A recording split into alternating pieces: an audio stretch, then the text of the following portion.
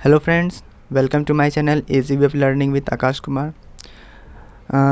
आज हम लोग संस्कृत सब्जेक्ट के में वर्ण परिचय पढ़ेंगे।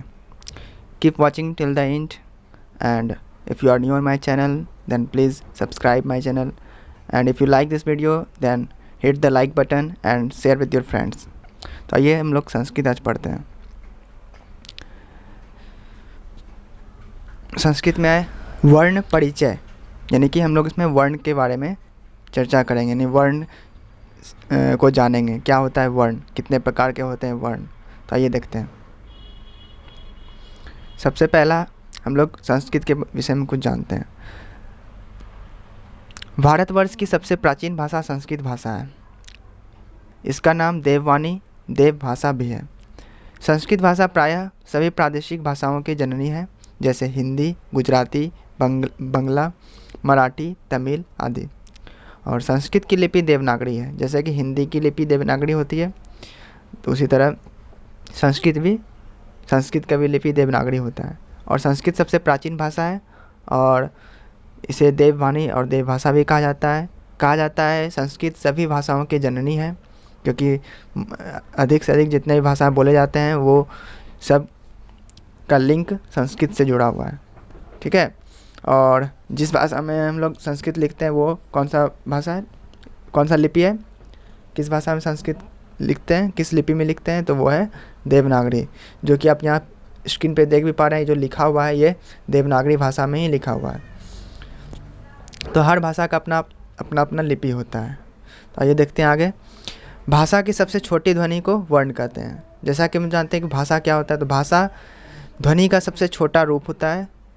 वर्ण को हम लोग अक्षर भी कहते हैं। और जब एक वर्ण जब जोड़ते हैं तो वो शब्द का निर्माण करते हैं, और वर्णों के सार्थक समूह से ही शब्द बनता है। जब हम बहुत सारे वर्णों को एक साथ जोड़ते हैं और वो समूह सार्थक हो तो वो एक शब्द कहलाता है। फिर शब्द से फिर वाक्य बनता है, यानी शब्दों के सहयोग से वाक्य बन जाते हैं। सभी शब्दों को अगर क्रमबद्ध सही ढंग से अरेंज किया जाता है तो वो एक वाक्य बन जाता है। तो अब आइए देखते हैं स्वर किसे कहते हैं।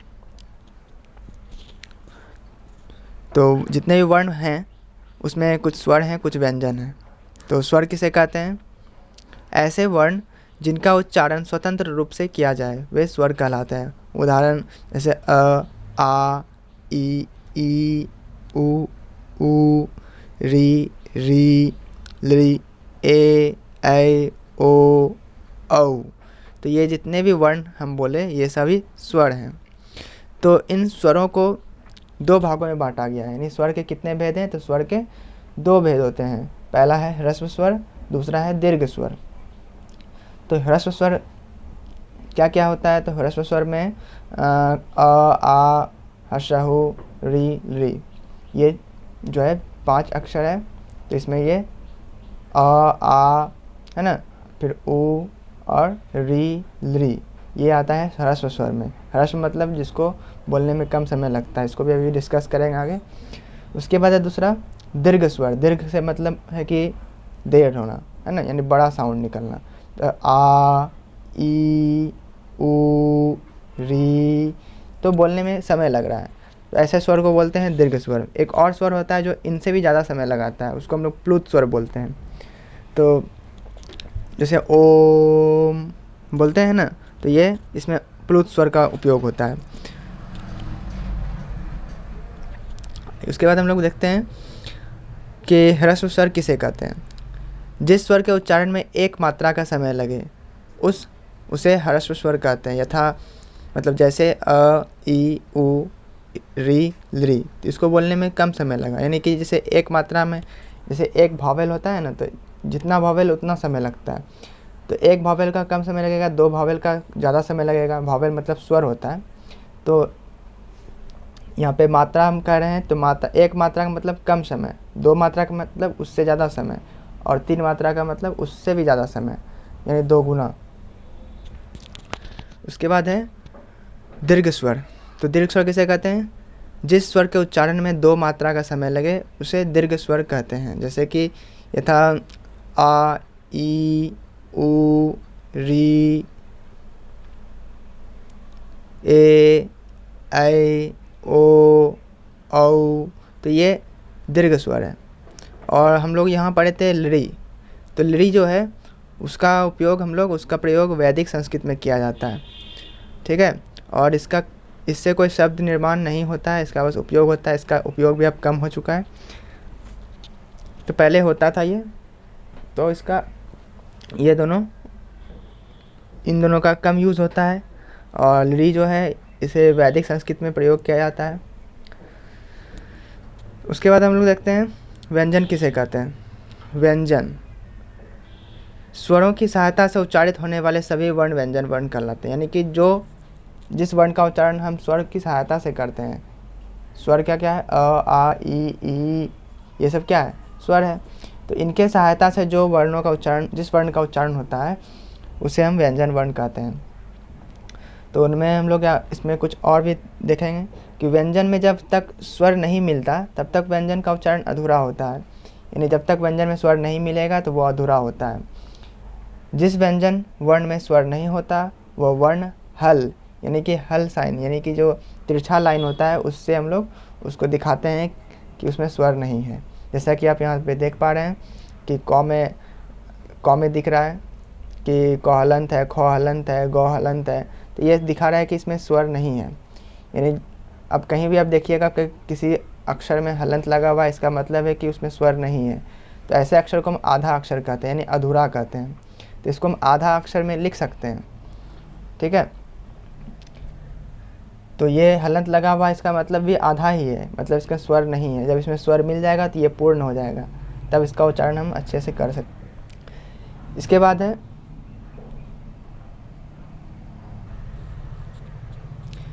संस्कृत में कितने व्यंजन होते हैं।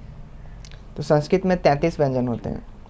व्यंजनों को 3 भागों में विभक्त किया गया, यानी बांटा गया है। पहला भाग है स्पर्श व्यंजन, जिसमें कि 25 वर्ण होते हैं। दूसरा है अंतःस्थ व्यंजन, जिसमें कि 4 वर्ण होते हैं। तीसरा है ऊष्म व्यंजन, जिसमें 4 वर्ण होते हैं। तो इस तरह से हो गए 33 व्यंजन। तो आइए देखते हैं क्या क्या है। तो स्पर्श व्यंजन को 5 वर्गों में विभक्त किया गया है, यानी कि 25 अक्षर जो हैं स्पर्श व्यंजन में, इसको भी 5 वर्ग में बांटा गया है। प्रत्येक वर्ग में होते हैं और हर एक वर्ग में 5 अक्षर होते हैं, यानी 5 वर्ण होते हैं। तो पहला वर्ग है क वर्ग। तो क वर्ग में क, ख, ग, घ, अंग होता है। च वर्ग में च, छ, ज, झ, य होता है। ट वर्ग में ट, ठ, ड, ढ, मूर्धन्य न होता है। त वर्ग में त, थ, द, ध, न होता है। प वर्ग में प, फ, ब, भ, म होता है। तो ये सब 5 वर्ण है। पांचों वर्ग में देखिए कि 5-5 अक्षर है, और हर एक वर्ग का 5वां अक्षर जितना भी दिख रहा है, ये अंग, य, मूर्धन्य न, दंत न और म, इन 5वां जो वर्ण है इनका यूज हम लोग अनुस्वार के प्रयोग में करते हैं, यानी कि न का तरह साउंड निकालने में। ये सबको अनुस्वार के फॉर्म में हम लोग लिख सकते हैं, यानी इनका उच्चारण हम लोग नाक से करेंगे, ठीक है। दूसरा है अंतःस्थ व्यंजन। अंतःस्थ व्यंजन में य, र, ल, व होता है, ठीक है, जो हमारे अंदर से निकलता है बाहर। ऊष्म व्यंजन, जिसको बोलने में हमारे मुख से उष्म बाहर आता है, गर्मी बाहर आता है, जैसे कि तालव स, मूर्धन्य स, दंत स और ह होता है। तो ये टोटल कुल मिला के 33 व्यंजन हुए। संयुक्त व्यंजन, हिंदी में हम लोग जानते हैं संयुक्त व्यंजन भी होते हैं, तो इसमें हम लोग नहीं मानते, लेकिन फिर भी इसको पढ़ेंगे।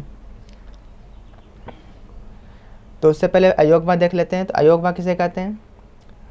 जो न तो स्वरों की न ही व्यंजनों की गिनती में आते हैं, उन्हें अयोगवा कहा जाता है। यथा अनुस्वर एवं विसर्ग, ये इन दोनों को अयोगवा कहा जाता है, क्योंकि ये न तो स्वर की श्रेणी में आते हैं ना ही व्यंजन की श्रेणी में आते हैं। तो जो स्वर ना हो ना ही व्यंजन हो, तो उनको स्वर के बाद और व्यंजन के पहले रखा जाता है, और वह है आपका अनुस्वर और विसर्ग, ये दोनों अयोगवा हैं। उसके बाद देखिए मात्रा किसे कहते हैं। मात्रा किसे कहते हैं? जब व्यंजन में स्वर मिल जाते हैं तो हल, यानी कि हलंत का लोप हो जाता है तथा स्वर का रूप परिवर्तित हो जाता है, इसे ही मात्रा कहते हैं। तो अस्वर की कोई मात्रा नहीं होती, ये आप याद रखिएगा।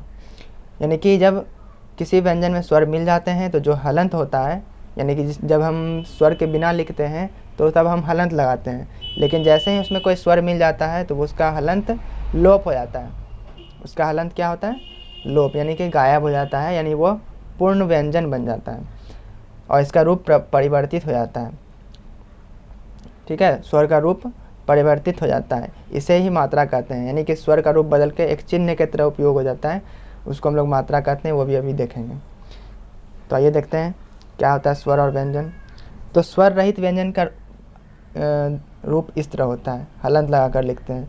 लेकिन जब इसमें अ का स्वर मिल रहा है तो अ का तो हम पढ़े अभी कोई मात्रा नहीं होता है, तो अ का कोई मात्रा नहीं होता है तो इसमें कोई चिन्ह भी नहीं आएगा, बस ये पूर्ण हो गया। यहाँ पे आधा रूप में लिखा गया है क हलंत, और यहाँ पे हलंत का लोप हो गया, यानी हलंत गायब हो गया, हलंत के बिना लिखा गया। क्यों? क्योंकि इसमें स्वर मिल गया। जैसे ख हलंत है, ख में अगर हम आ का स्वर मिला देते हैं तो आ के लिए मात्रा होता है आकार, और आकार जब इसे मिल जाता है तो इसका रूप देखिए खा। पहले था ये ख हलंत, अब क्या हो गया खा, इसका हलंत हट गया। उसी तरह से ग हलंत में ई मिला तो हर्षिकर की मात्रा चेंज हो गई, तो इसका रूप बदल गया स्वर का, वो मात्रा में, यही है मात्रा। यानी स्वर का जब रूप बदल जाता है एक चिन्ह की तरह प्रयोग होता है, यानी हम व्यंजन के साथ जब किसी को स्वर को मिलाते हैं तो वो मात्रा का रूप ले लेता है। तो गौ हर्षिकर घी हो गया, जैसे घ में दीर्घिकार की मात्रा लगाए तो ये घ दीर्घिकार घी, च में हर्षहु लगा दिए तो चौहर्षुकर चू, छ में हलंत है तो ये आधा है, इसमें दीर्घोकार की मात्रा लगा दिए तो छू, ज में रीकार लगा दिए तो ज्री, झ में ए लगा दिए तो झे। इस तरह से सब अपना रूप परिवर्तित कर लिया है सब स्वर, और इसका जिस व्यंजन में जो हलंत लगा था उसका लोप हो गया, यानी व्यंजन में से हलंत हट गया और उसके जगह पे स्वर के जगह पे उसके मात्रा ने ले लिया, हलंत को हटाकर मात्रा उसमें घुस गया। ठीक है, तो इसका रूप परिवर्तित कर दिया और ये पूर्ण व्यंजन बन गया। उसके बाद अब हम लोग देखते हैं संयुक्त व्यंजन। अभी हम बोले थे कि संयुक्त व्यंजन पढ़ेंगे, तो देखिए संयुक्त व्यंजन। तो संयुक्त व्यंजन किसे कहते हैं? जब दो व्यंजन मिलकर कोई नया व्यंजन बनाते हैं तो उन्हें संयुक्त व्यंजन कहते हैं। अभी एक व्यंजन बनाने के लिए हमको उसमें स्वर देना पड़ता था, इसमें दो दो व्यंजन मिलेगा तब एक नया व्यंजन बनेगा जिसका कि स्वरूप बदल जाएगा।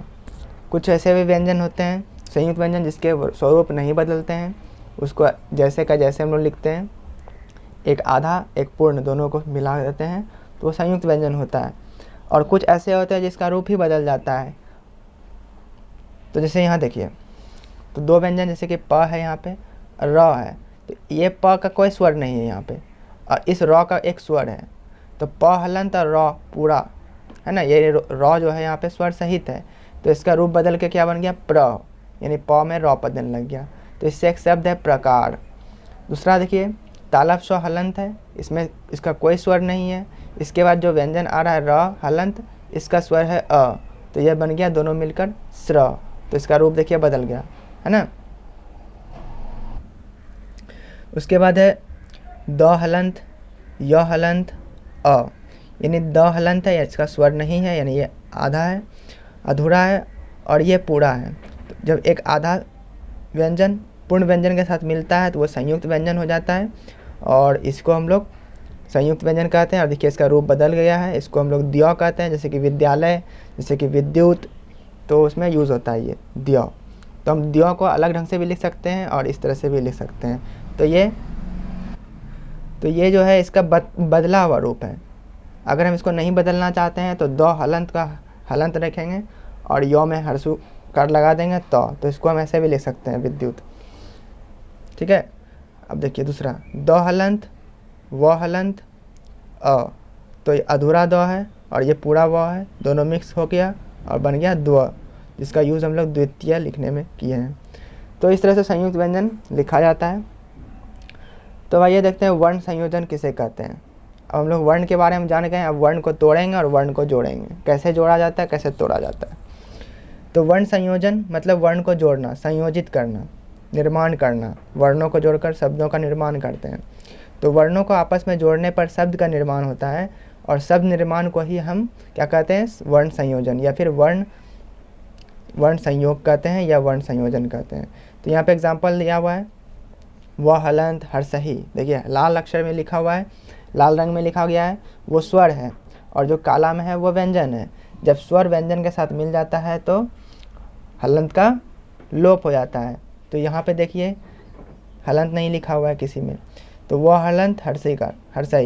तो ये क्या बन गया वी, और द हलंत य हलंत आ क्या बन गया द्या, तो बन गया ये विद्या।